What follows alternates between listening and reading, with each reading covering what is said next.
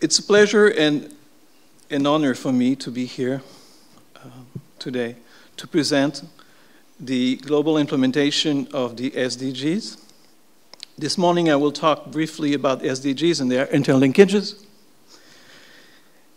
And I will try to give you an overview of the global implementation. Oops, I think I lost my...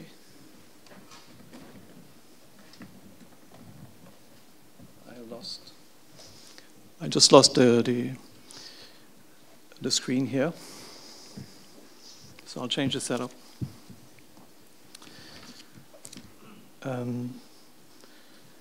So yes, I will try. I will give you an overview of the global implementation of SDGs, show the high-level political forum, and a quick review of the high-level political forum and the voluntary national reviews. And then please note that I've made quite a few changes in my presentation that you have in the booklet, but I believe that the presentations will probably be available online. So bear with me because I don't have the screen anymore. Okay. As you know, the SDGs build upon the MDGs. They are universal and part of an integrated system where all the SDGs are linked with other SDGs in such a way to stimulate actions by governments, the private sector, civil society, and other stakeholders to end poverty and build a more sustainable world over the 15 years, now 12 years left, to come in 5 areas of critical importance, namely people, planet, prosperity, peace, partnership, or the 5 Ps. The SDGs, here you can see in this diagram, they show the interconnectivity of the SDGs, represented here by the big dots, reflecting the objective of a better integration across sector, where the goals are interconnected to other goals through some of their targets, the small dots on the diagram, which explicitly serve or get or refer to multiple goals. It's good to keep in mind that there are more interlinkages between the SDGs and their targets than the ones put forward as a result of the political process at the origin of the SDGs. As suggested on this map here, which present a natural and social science perspective on the interlinkages between the goals. Nevertheless, our work should always be guided by the 2030 Agenda's intended holistic approach and principles, asserting that SDGs and the targets are global in nature and universally applicable, and that they need to be implemented in an integrated manner. The establishment of the United Nations High-Level Political Forum on Sustainable Development, or the HLPF, was mandated in 2012 by the outcome document of the United Nations Conference on Sustainable Development, The Future We Want. The HLPF replaced the Commission on Sustainable Development, which had met annually since 1993. The forum meets annually under the auspices of the Economic and Social Council, or ECOSOC, for 8 days, including 3-day ministerial segment, and every 4 years at the level of heads of state and government under the auspices of the General Assembly for 2 days. The HLPF is the main United Nations platform on sustainable development. Its central role is the follow-up and review of the 2030 Agenda for Sustainable Development and the Sustainable Development Goals at the global level. The first HLPF was held in September 2013 under the theme Building the Future We Want from Rio+20 to the post-2015 Development Agenda. The 2016 HLPF was under the theme Ensuring that No One is Left Behind, and 22 countries presented VNRs. The 2017 HLPF was held in July last year. It was the first HLPF held after the adoption of the General Assembly Resolution 70299 on 29 of July 2016, given further guidance on the follow-up and reviews of the 2030 Agenda and the SDGs.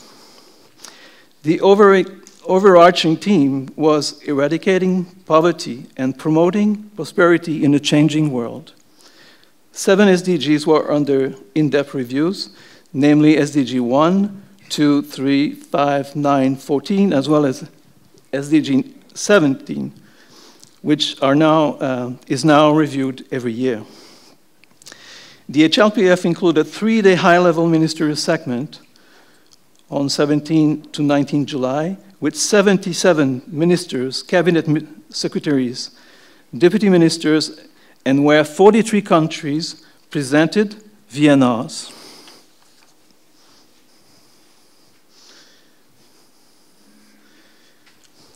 In terms of geographical distribution, from the 43 countries who presented during the 2017 HLPF, there was an even regional distribution, except for Africa, where 7 countries presented VNRs, compared to Latin America and the Caribbean with 11 countries, Europe with 12 countries, and Asia Pacific with 13 countries presenting. 30% of the VNR country reported on all the 17 goals. 28% presented only on the goals under the in-depth review, and 42% presented on goals that on their own choice, some reporting on the most relevant ones within the set of goals under review. All reviews addressed SDG 1 on eradicating poverty. A number of countries, particularly developed and middle-income countries, examined poverty through the lens of social inequalities. Prominent in the coverage of the SDG 2 on food security were the interlinkages with other SDGs, particularly poverty eradication, as well as job creation and women empowerment. Countries also voiced concern about the impact of climate change on agriculture and natural disaster for agriculture and food security. Countries highlighted sectoral policies and strategies to put in place to ensure affordable, accessible, quality health care for all, or SDG 3. Many countries reported progress on SDG 4. Examples ranged from secondary school attendance being on the increase to a decrease of school dropout rates and an increase in the number of children attending early learning centers. Challenge referred to included finance on public education, inclusion of specific vulnerable groups, and raising education standards. On SDG 5, countries underline gender equality and the empowerment of all women and girls as a prerequisite to achieve the whole 2030 agenda. Violence against women and girls was one of the main challenges underscored by countries, and several countries reported on measures in place to address the issue. Low participation of women in decision-making or leadership position, both in the public and the private sector, were also significant. Most countries who presented progressed on SDG 6, but with challenges in rural areas.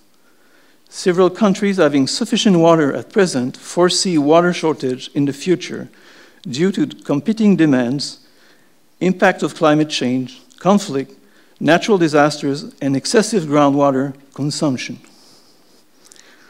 On SDG 7, countries have taken measures so as to diversifying energy sources, developing new renewables, improving energy efficiency, awareness raising, and connecting more households to the energy grid in rural areas.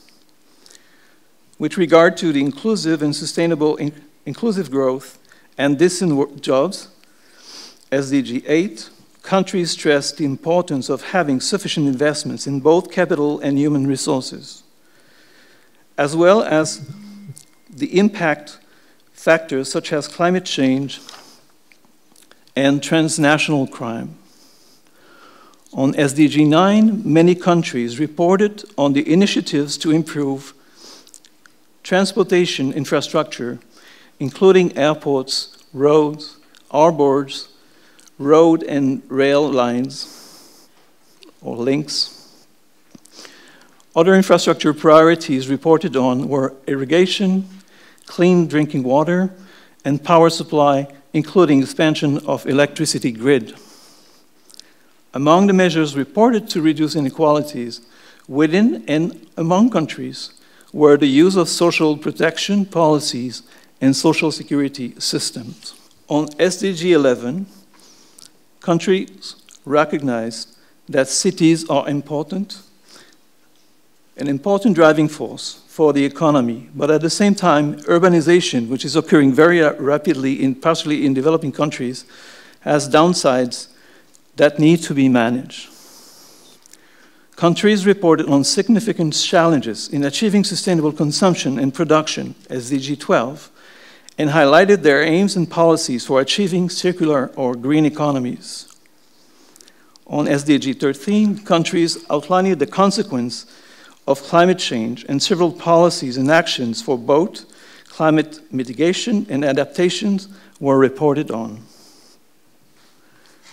On SDG 14, among the measures and tools listed by some of the countries to address the major threats affecting the oceans were integrated coastal management, application of an ecosystem approach, and the establishments of marine protected areas.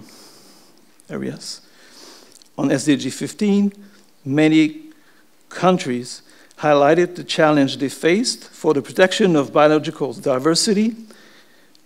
Several actions taken were outlined, such as integration and mainstreaming of ecosystem and biodiversity conservation into sector plans, sustainable forest management, and policies to tackle poaching and trafficking of endangered species and products derived from them.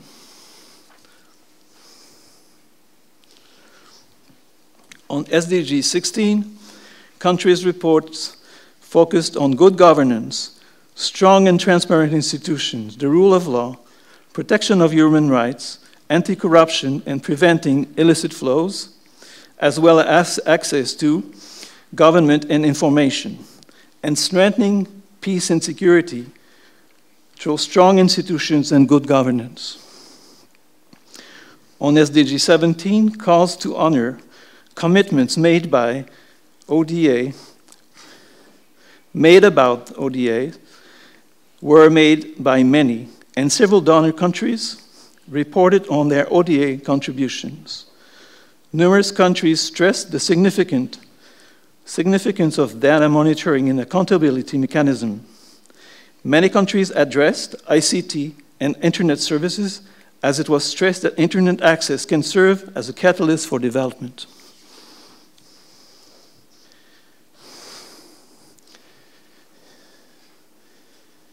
Here are some key points from the 2017 HLPF.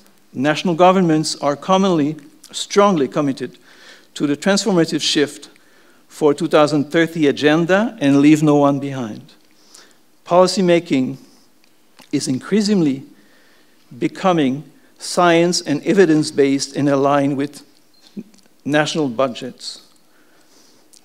Decentralization is occurring. Local governments and communities are adapting SDGs to their particular circumstances. Multi-stakeholders engagement is increasing. Partnerships are gaining momentum, mainly led by financial and business sectors. There is a need to address SDGs interlinkages in an integrated way, particularly through means of implementation. The importance of coherence between SDGs and other internationally agreed instruments, such as those related to climate change, disaster risk reduction, and trade and human rights, were also stressed. Finally, science and technology must be brought in, and knowledge and know-how should be made available to all. Amongst the lessons learned are the pivotal role of strong partnerships for SDGs, the means for stakeholder engagement, including the private sector, and the importance of policy coherence and multi-sectoral coordination. Areas that require additional effort include achieving real policy coherence and implementing whole-of-government approaches, addressing low capacity of many national statistical institutions to meet new challenges with the attendant risk of poor monitoring, improving the institutional capacity of local government, who are at the forefront of implementation of many of the goals, promoting greater coordination between the different spheres of public administration, accelerating the integration of the SDGs into the policies and programs at all relevant line ministries, and inculcating a whole of society approach so that the SDGs become a truly national endeavor. So I will stop here, and I thank you very much for your attention.